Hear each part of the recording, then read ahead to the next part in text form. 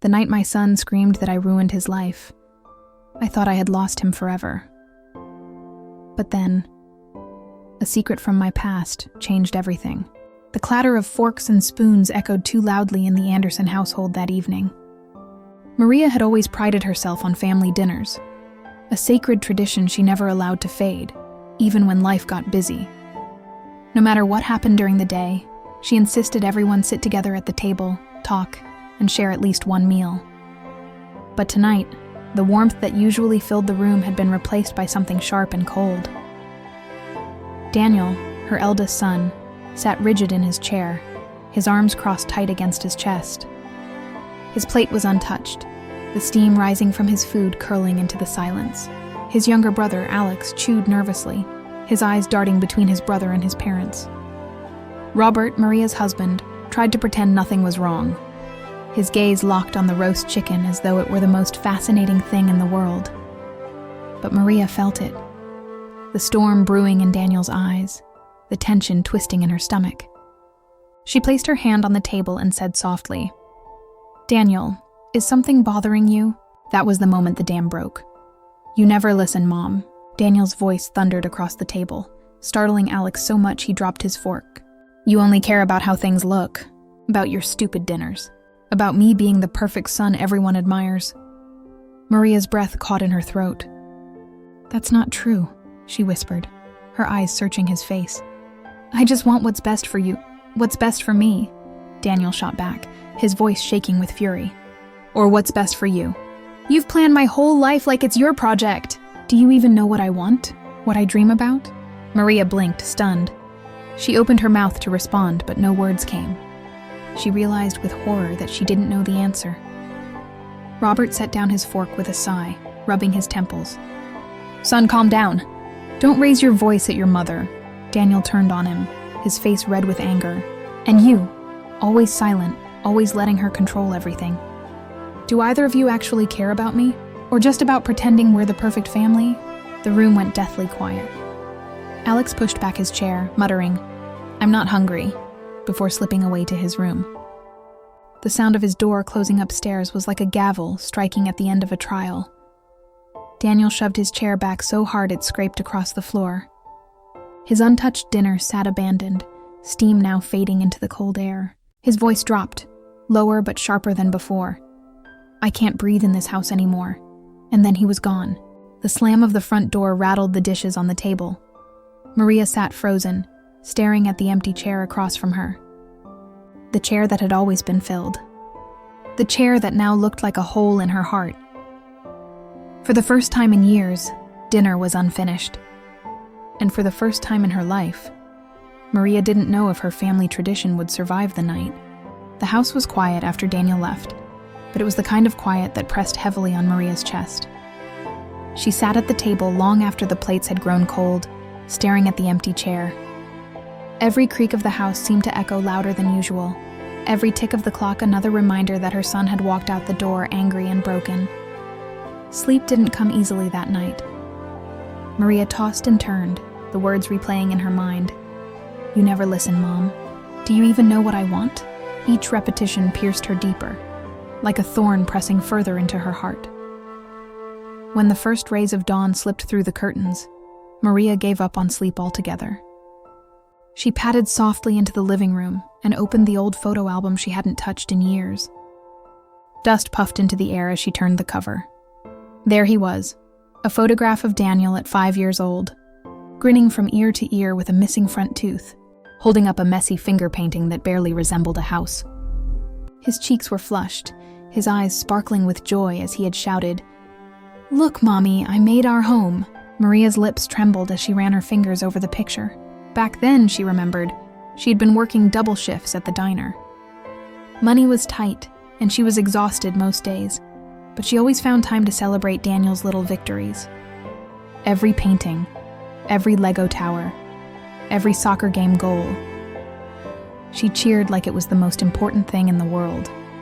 Another page revealed a memory of his first day of school. Daniel, wearing a backpack almost bigger than him, clung to her hand nervously. She remembered kneeling down, looking into his wide brown eyes and promising, "Don't worry, sweetheart." I'll always be here for you. Her throat tightened. Always be here for you. Was she really living up to that promise? As she flipped through the years, birthdays with candles glowing, Christmas mornings with Daniel tearing open gifts, school concerts where he stood proudly on stage, Maria felt the warmth of those days collide with the bitterness of yesterday's fight. Somewhere along the way, things had changed. When had his laughter turned into silence? When had the sparkle in his eyes been replaced with a glare of resentment? She thought of the high school years, when she had started planning his future. She pushed him to get good grades, to join the right clubs, to prepare for college. She told herself she was helping him secure a better life, one she never had. But in doing so, had she silenced his voice? Maria shut the album, pressing it tightly to her chest as tears slid down her cheeks. The boy in those pictures wasn't gone. He was still out there, somewhere beneath the anger and rebellion. But she feared she might have buried him under the weight of her own expectations. And now, the only proof of the boy she once knew sat in faded photographs and an empty chair at dinner. The following evening, Maria sat on the porch with a cup of tea that had already gone cold. The sun dipped below the horizon, leaving streaks of orange and pink across the sky. It was beautiful, but she couldn't enjoy it. Her thoughts were heavy, circling the same questions. Where did I go wrong? When did Daniel start slipping away from me? Her gaze drifted to the rocking chair across from her, empty now, but once filled with Peter's quiet presence. Her late husband had never been a man of many words, but he had a way of grounding her when life spun out of control. She remembered one evening, years ago, when Daniel was 10. He had come home from school with a drawing crumpled in his backpack. When Maria asked about it, he shrugged and mumbled, "It's nothing." She had smoothed the paper out and seen a sketch of a rocket ship blasting into the stars. "You could be an engineer one day," she had said excitedly. "Or an astronaut. Imagine my son flying to the moon!" But Peter had cleared his throat and said quietly, "Maybe he just likes drawing, Maria." She had brushed the comment aside at the time, too focused on the bigger future she envisioned. Drawing won't pay the bills, she had told herself. She pushed Daniel into math clubs, science fairs, tutoring, anything that looked like a step toward success. Now, sitting in the quiet evening, Maria finally understood Peter's words. He had seen something she hadn't. Daniel's need to be heard, not molded. The memory of Peter's last days returned to her then. He had been sick, his body failing, but his eyes had remained sharp. One night, when Daniel was staying over at a friend's house, Peter had reached for Maria's hand. "Promise me," he had whispered, his voice raspy. "Don't hold him too tight. Let him be who he is." Maria had squeezed his hand, nodding through tears. At the time, she thought she was promising not to be overprotective. She didn't realize that pushing too hard could strangle a dream just as much as shielding too much could. And now, here she was, sitting alone, with the weight of broken promises pressing against her chest.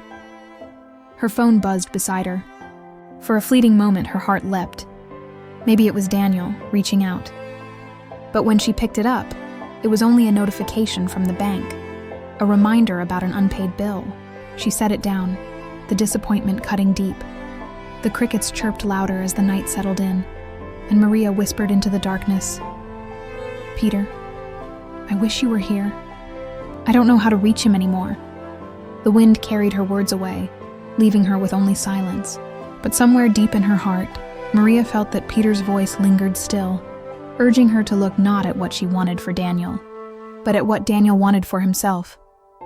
For the first time in years, she wondered if she truly knew what that was. 2 days passed with no word from Daniel. Each morning, Maria woke up hoping to hear the creak of his bedroom door or the sound of his music drifting down the hall. But the house stayed quiet, and the silence gnawed at her. On the 3rd day, Maria decided she couldn't bear the waiting anymore. She needed to step outside, clear her head. She slipped on her coat and walked into town, her feet carrying her aimlessly past the familiar storefronts. She stopped in front of a small cafe she rarely visited. Something about the warm glow of the lights inside, the gentle hum of conversation, drew her in. She ordered a coffee and sat near the window, watching people hurry by on the sidewalk. As she stirred her drink absent-mindedly, she noticed an elderly man at the next table.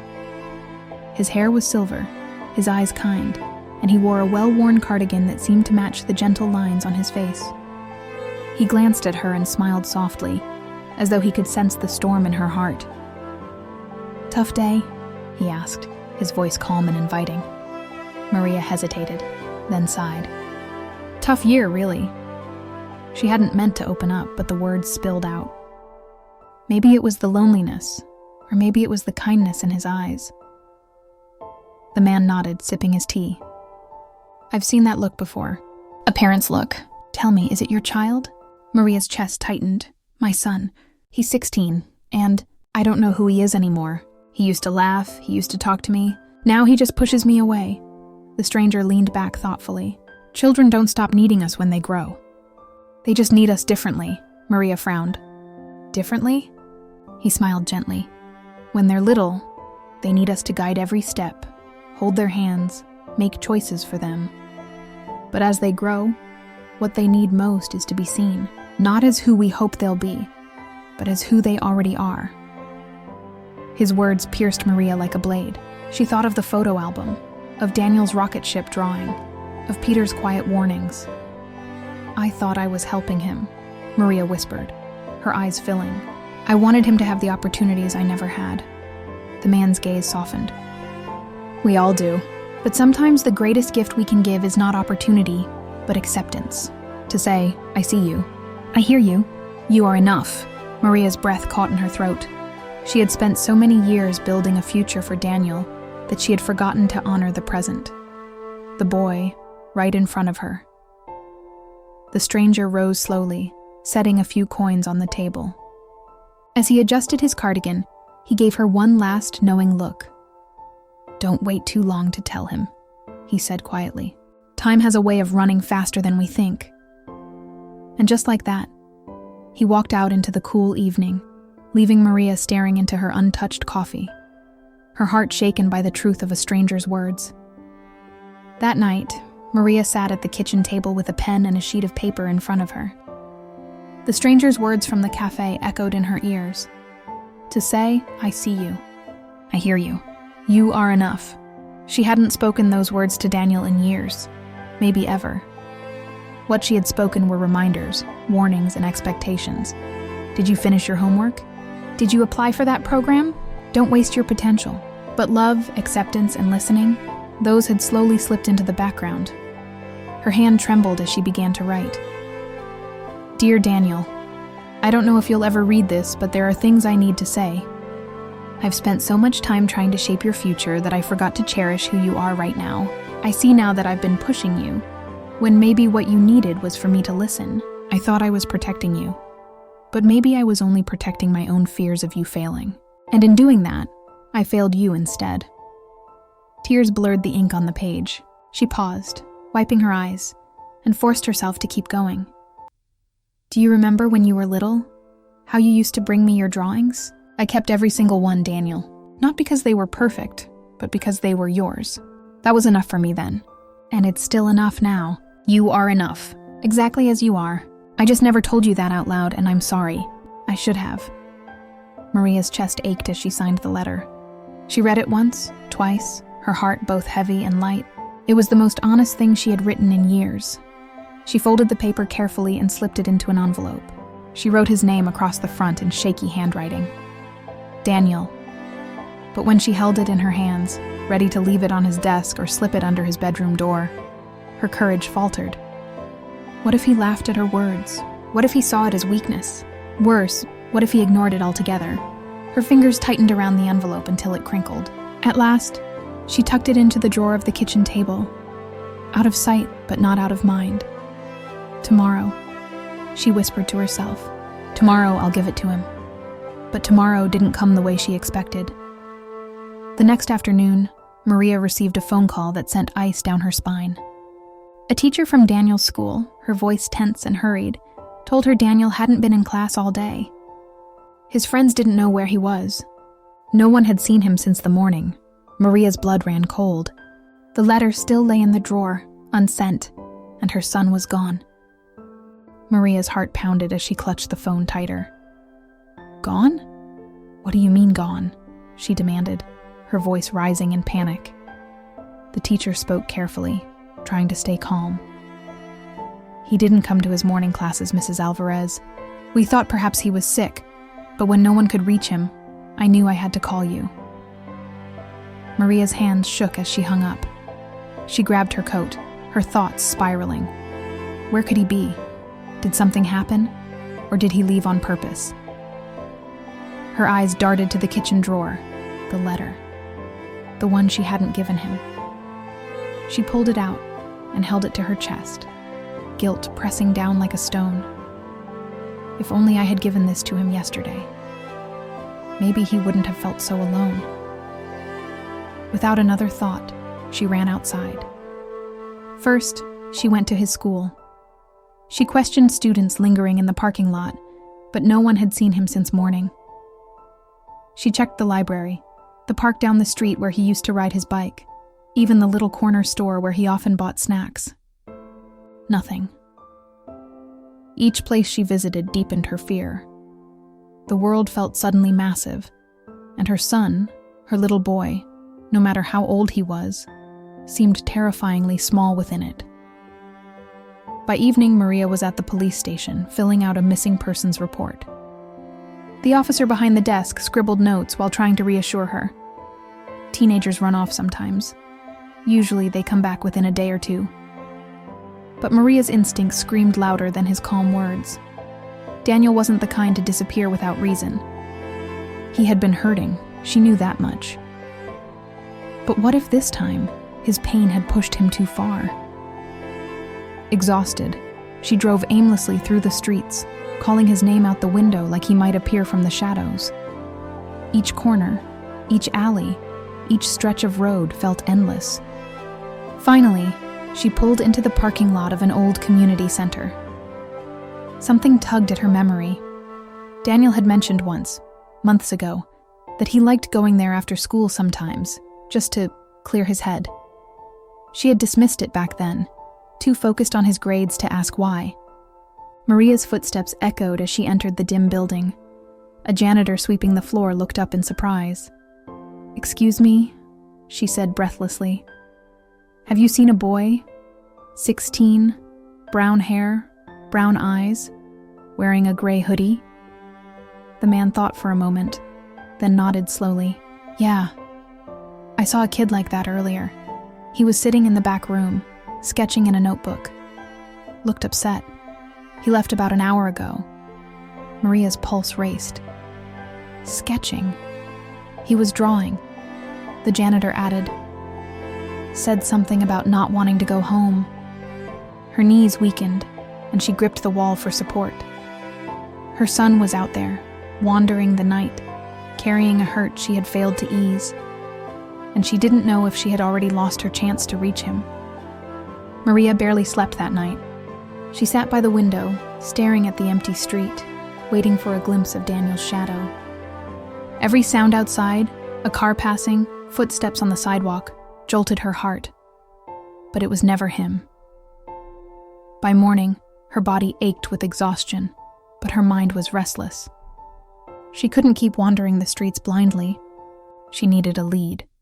She thought of his classmates, the few friends he sometimes mentioned. Maria scrolled through Daniel's messages on the family computer, searching for names. One stood out, Ethan. The boy lived only a few blocks away, and she remembered Daniel speaking about him once, in a rare moment of enthusiasm. Without hesitation, Maria marched to Ethan's house. A woman opened the door, her kind eyes widening at Maria's worried expression. "I'm Daniel's mother," Maria blurted. "I'm so sorry to show up unannounced, but I need to know if Ethan has seen him." Moments later, Ethan appeared. He was a tall, quiet boy with messy hair and a nervous glance. Maria noticed the way he hesitated before speaking, like he was hiding something. "Ethan," Maria said softly, trying not to scare him.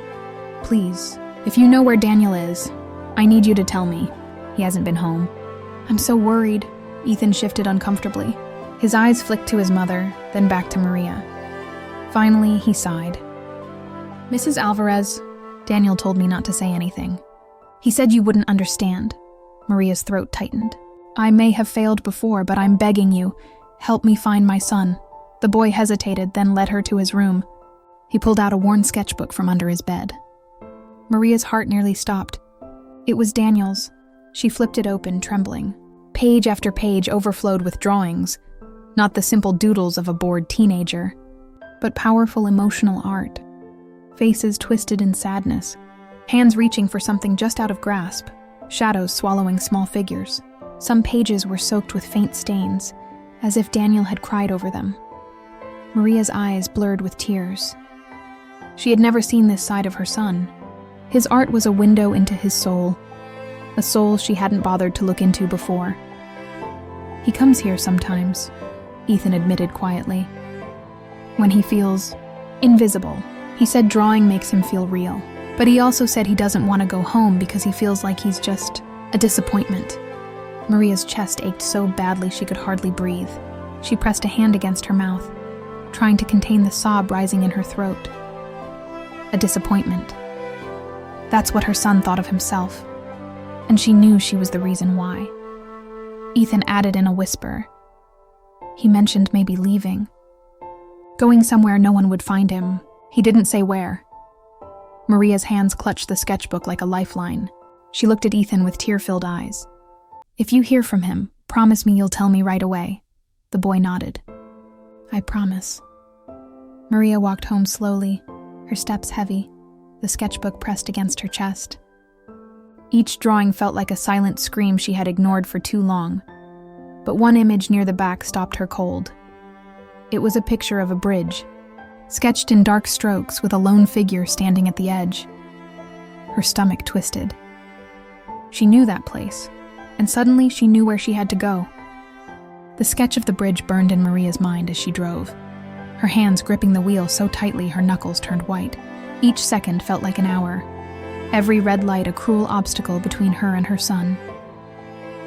The bridge wasn't far, an old, weathered structure stretching over the quiet river at the edge of town. It was a place Maria had taken Daniel to when he was a boy.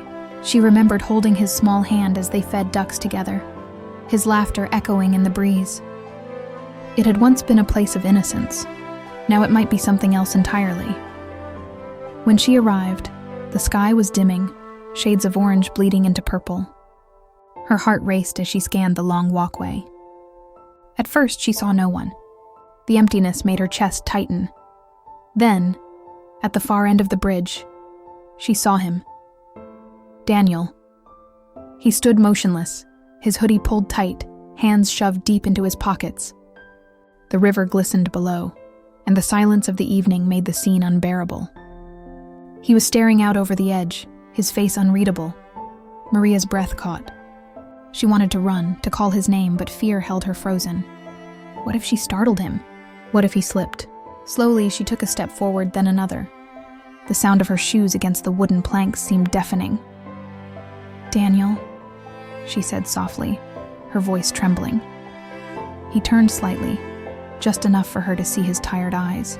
"Why are you here?" he asked, his tone flat, like all his energy had drained away. Maria swallowed hard. "Because I'm your mother, and because I should have been here long before now." He looked away, back to the water. "You wouldn't understand." The words cut her deeply, the same ones Ethan had told her the night before. She wanted to argue, to defend herself, but something inside her whispered that this wasn't the time for excuses. "You're right," she admitted, her voice breaking. "I didn't understand. I was so caught up in my own fears and expectations that I didn't see you. I didn't hear you, and that's my fault."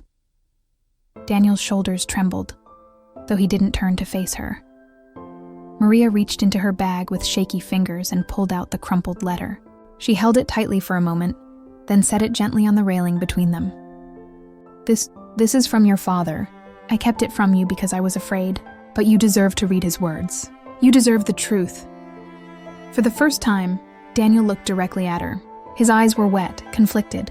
"Why now?" he whispered. Maria's lips trembled. "Because I can't lose you." Not like this. "Not when I've just realized how much I've been blind to." "Please, Daniel, if you walk away from me, walk away knowing I love you more than anything, and I will spend the rest of my life proving it to you." The air grew heavy between them, filled with unspoken pain.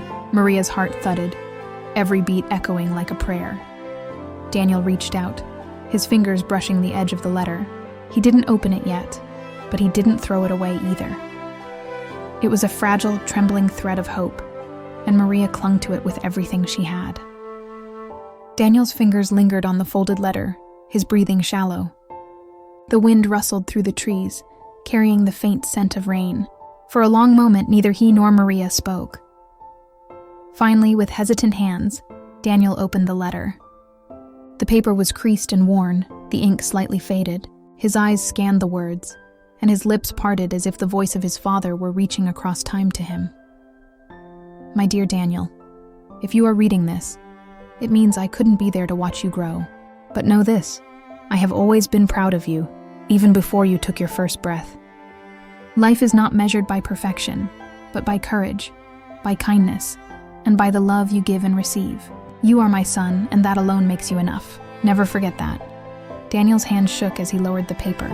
A single tear slipped down his cheek, then another, until the page blurred before him. Maria stepped closer, her voice trembling. He wanted you to know you are worthy, Daniel. Not because of grades or achievements or anything else. Just because you are you. Daniel's shoulders quivered. Then why? Why did you make me feel like I was never enough? His voice cracked, heavy with years of unspoken pain. Maria's own tears spilled freely. Because I was scared. I thought if I pushed you harder, you wouldn't make the same mistakes I did. I wanted to protect you from the world, but all I did was push you away. He clenched the letter against his chest, torn between anger and longing. Do you know what it's like to feel invisible in your own home? To feel like no matter what you do, it's never good enough? Maria's knees weakened, and she lowered herself onto the wooden planks of the bridge, looking up at her son with tear-soaked eyes.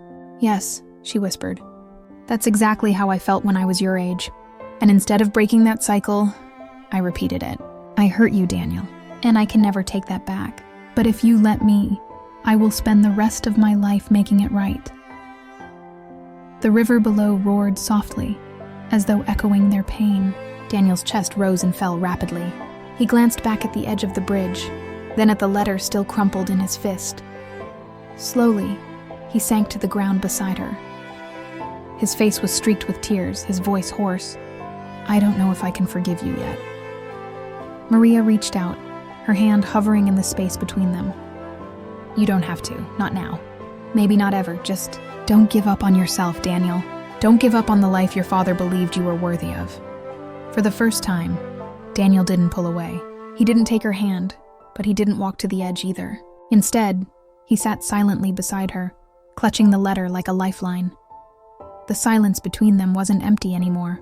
It was the fragile beginning of something new, raw, uncertain, but alive.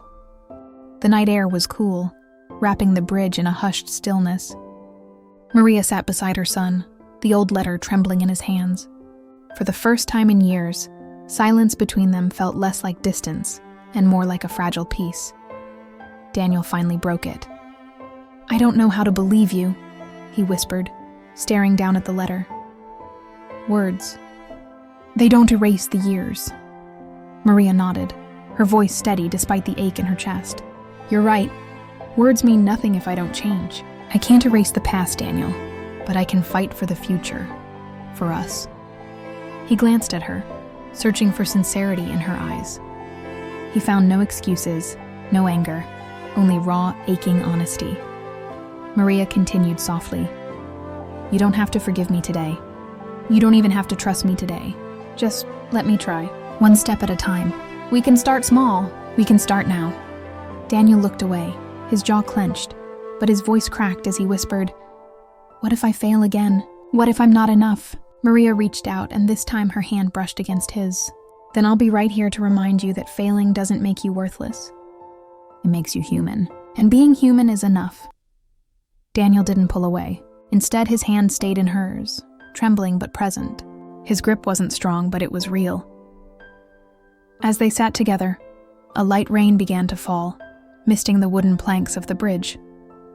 Maria pulled off her scarf and draped it gently over Daniel's shoulders. He didn't resist. In that small gesture, Maria felt something shift. Not a grand reconciliation, but the fragile beginning of trust. "Come home," she whispered. Not because everything is fixed, but because we can face it together. No more silence. No more pretending. Daniel's lips parted, his eyes filled with exhaustion and uncertainty. For a moment, Maria feared he might refuse. But then, with a slow nod, he whispered, "Okay, I'll come home." Relief surged through Maria, and tears blurred her vision. She wanted to embrace him, but she restrained herself, knowing the road ahead required patience. Instead, she squeezed his hand gently, silently thanking God for this second chance. As they walked back across the bridge, side by side, the river beneath them roared with life. Maria felt the weight of her failures pressing heavily on her shoulders, but alongside it, the faint spark of hope. She knew the journey would be long. There would be setbacks, tears, maybe even anger again. But for the first time, she wasn't afraid. She had seen her son's pain. She had listened. And she was ready to fight, not against him, but with him. When they reached the car, Daniel hesitated before climbing in. He looked at his mother and said quietly, "Can we stop by the art store tomorrow? I want to keep drawing." Maria's heart swelled. She smiled through her tears. "Of course. And this time, I want to see every page." As they drove away from the bridge, the rain began to clear. The road ahead was uncertain, but it stretched before them like a new canvas, waiting for colors, for mistakes, for beauty, for life. Together, they would paint it,